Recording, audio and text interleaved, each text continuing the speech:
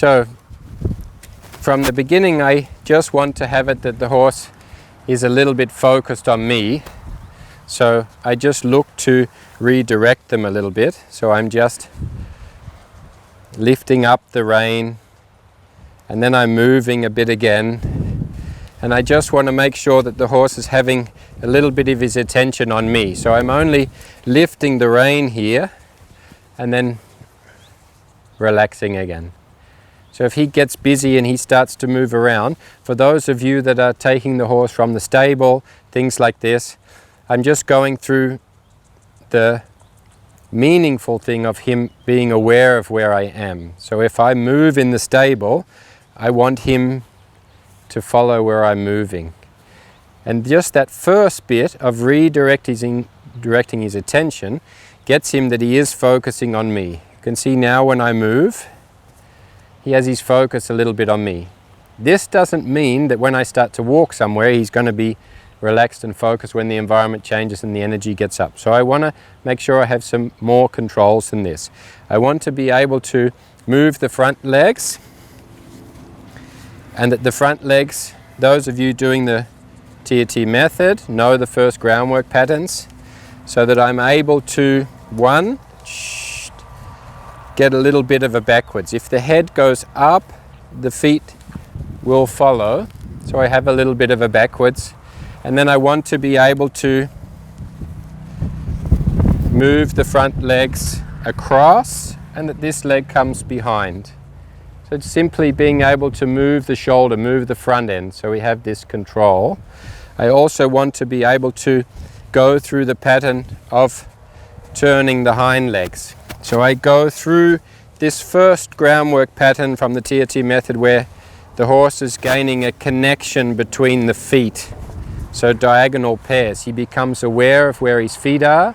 He has some bend and flexion through the body, and he brings himself into a relaxed physical state. So this is like going through a yoga exercise which brings them into this state of relaxation. And I might come into a space like this. So those of you who have your own horses, you're preparing them before you go out. It's not that you do the groundwork only in the arena when you're working them, and then when you take them to the field, that's not when you use it. Of course, the groundwork is to prepare you, to give you a tool in order to prepare the horses the best you can. So here, turning the hind leg again, and you can see he's feeling like, I want to be out in the field. My energy's up and I'm wanting to be biting. I'm looking up into the field all the time. So I'm just enabling him to follow his feet, to get a little bit grounded, that he has some dialogue with me in being able to go forward, back, left and right, that he understands, and that I know that he knows if I move the front end here, he's going to be able to follow what I'm saying. The next is I go to these little tension release points. So you see here where the tension is in the neck. I'm just lifting a little bit that muscle up on both sides where the neck joins the shoulder. I'm having this feeling that his neck is coming a little bit more into tension. Just little bits, letting his focus come to the inside of his body and not the outside. As soon as I get that first feeling that the tension goes out of his neck that's looking over at the other horses in the field, I may start to get them grounded by lifting the legs a little bit. So I lift the leg, push against the shoulder. When he starts to lean down towards the ground, I let the legs down. So the horse is then getting grounded. He's thinking about the ground. He's now thinking about rolling. But his legs, he's getting grounded. He's not like up and the neck up and looking into the field. You're preparing his body to be in a position of rest before you take him out into that place. Also for those people that are taking horses out for other people on agistment, you don't get to handle them a lot. If you're in the stable and you just, in the morning, before you have to take them out, when you maybe feed them or take the blanket off, just a couple of times, feel these tension release points, get the horse to relax a bit.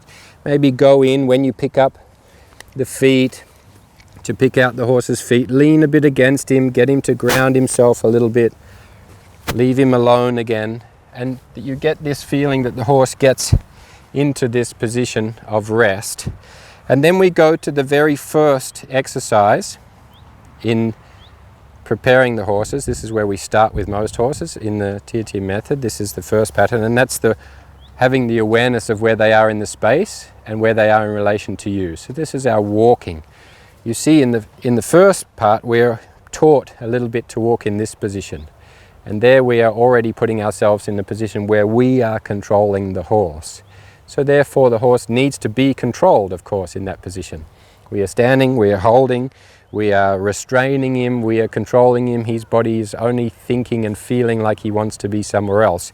So we want to change that dynamic first by getting him into this position of rest. Those of you that are having to do this with your own horses can of course spend more time with this and more time in preparing them for the groundwork pattern before leading them out. But the idea is that we want to be able to get the horses to be managing themselves so we don't have to. So when we start to walk here, I want that he is behind me, and then I'm only letting him realize where I don't want him to be. I'm now in a safe place, I'm in the arena, so I'm able to really teach him. We can also do this in an open space, but it's really to change the dynamic. I'm not next to him controlling him. We are now in a position where he is aware of where he is in relation to me, and he only has one job, and that is to focus on this space. What it's also doing is taking us out of the danger position as well as the controlling position. If he has to jump around and I'm here, I'm only a few centimeters from him, he can be on top of me, he can run past me, he can turn his head to the right and kick out. If I'm here, I'm more in a position in which I have some distance from him. So this is making it clear. I'm not telling him where to be, I'm just telling him where not to be. So he takes responsibility of going out of this space. I then start to walk a little bit and I test this. So I speed up and I slow down, and I'm again putting my energy in this space. It's not about flicking ropes and hitting them. It's really about sending energy into the space you don't want them to be in. Start to walk again, speed up. So test his focus, change something, speed up, slow down again. Does he slow down and start to follow you? Is he keeping the distance between you and him? When you take the energy up, is he following your energy, or is he following the energy of the environment? So you're asking questions, you're building a dialogue here. Oh, what's happened here? Yes, you're pushing up into my space again. The other safety feature about this position is if he runs past you and you can't stop, you only have to turn over your left shoulder and put energy towards the hind leg. He gets a fright here, he goes to run past, you turn over your left shoulder, and then you're in this lead position again. So if you can't stop and tell him that he's in the wrong space, you don't have time, you're always in this safe position. Away from the horse, you put yourself back into the position and the direction that you're going. If you have a horse that is difficult to back up, you can also take the whip, which is an extension of your arm. This is what I'm using to generate more energy in the position that I don't want them to be in, so that you don't have to make direct, really pressure with the halter at the head, but you can give some energy away from that space. This is what it looks like.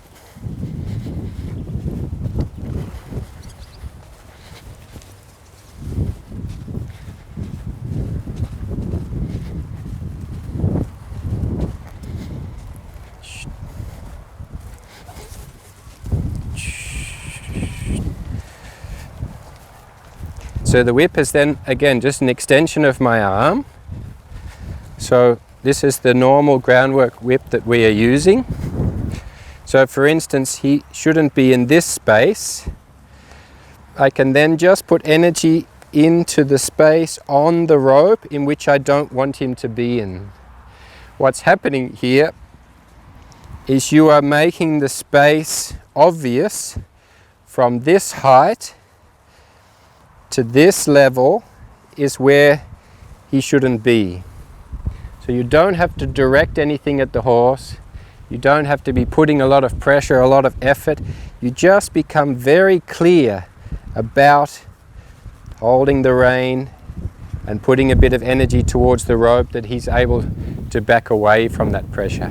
This is also going to help you if you have the horse that is running, you don't have time, you can give yourself a little bit more space. Here again, this energy, and then relax again. He is going from this posture and this energy into this one where he finds rest. So this is our practice, this is our preparation for being able to walk out.